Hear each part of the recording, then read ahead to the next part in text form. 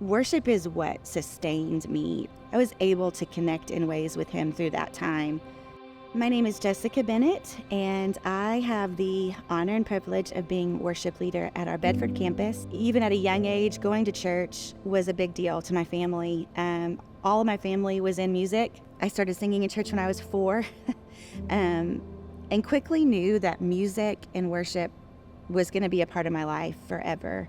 But what I struggled with was immense amounts of stage fright and performance anxiety. I would question God a lot. I remember even being in elementary school, just saying, why? I love music. I love how I can see that music connects us, even being that young, and that music brings joy. And yet I'm really afraid.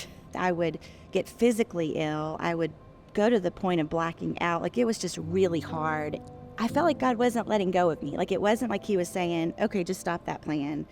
I know that God's given me this passion. I know I have skill and ability, but this is no good. This isn't going to work for me to be able to have this fear. It was awful. And this professor said, why don't you try theme park performing? Because you do 5 to 6 shows a day, 5 to 6 days a week.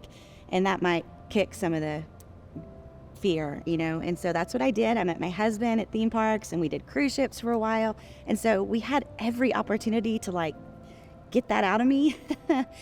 And then we had our first baby, and didn't want to raise her in a green room on a cruise ship somewhere. So I'd always voluntarily led worship as well, and I knew God was saying, this is what I want for your life. And I kept saying, hey, that's cool, but can we do that here still, and I'll just tell everybody about you? And God was like, no, you can do this in a church.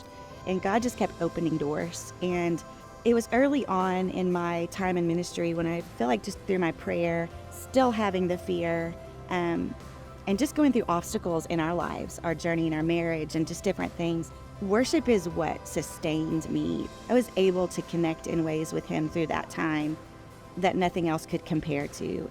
Don't lose hope in what God's doing, even in the times when you feel inadequate or you might feel afraid, because he's going to do what only he can do. And we just worship through it, and he brings us through that, and he will be honored through it if we surrender to him.